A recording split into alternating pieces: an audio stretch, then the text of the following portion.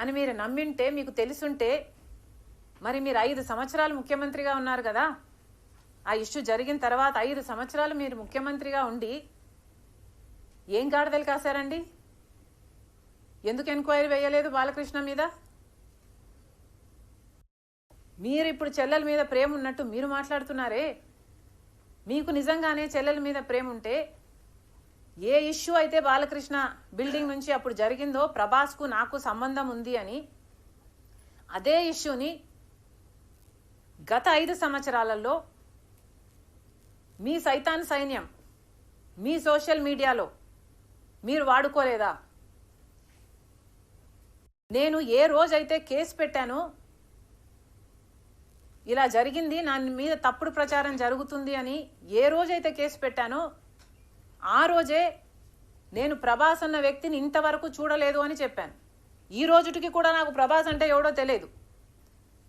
ఈ రోజుటికి కూడా చెప్తున్నా, ఆ రోజు ప్రమాణం చేశా నా బిడ్డల మీద నాకు సంబంధం లేదు ఆయనతో అని. ఈ రోజు మళ్ళీ చేయడానికి కూడా చెప్తున్నా, నాకు సంబంధం లేదు ఆయనతో. నా బిడ్డల మీద ప్రమాణం చేసి చెప్తున్నా. జగన్మోహన్ రెడ్డి గారికి ఇవన్నీ తెలిసి కూడా నాకు క్యారెక్టర్ లేనట్టు, నాకు ఆయనతో సంబంధం ఉన్నట్టు గత 5 సంవత్సరాలలో మీ సైతాన్ సైన్యం చేత ప్రాపగండా చేయించలేదా? మీకా చెల్లెల మీద ప్రేమ ఉన్నది, సిగ్గుండాలి కదా.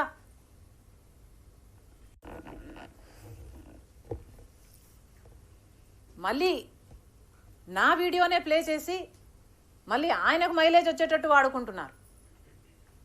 అంటే నా వీడియో పనికొస్తుందన్నా మీరు వాడేసుకుంటారు. సో మీరు చెల్లెల్ని వాడేసుకుంటారు, మీరు తల్లి మీద కేసైనా పెడతారు, మీరు నాన్న పేరుని సిబిఐ ఛార్జ్ షీట్లో అయినా చేర్పిస్తారు. మీరు ఏమైనా చేయగలరు, మీకు మీరే సాటి సార్.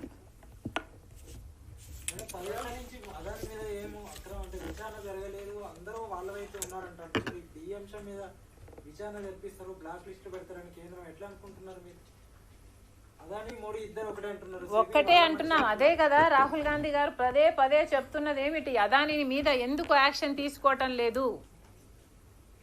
అదాని మోడీ గారి మనిషి కాబట్టే 10 సంవత్సరాలలోనే ఇంత చిటికలో పైకొచ్చినట్టు వచ్చేసాడు కదా. ఇది అన్యాయం కదా, ఎంక్వైరీ జరగాలి కదా.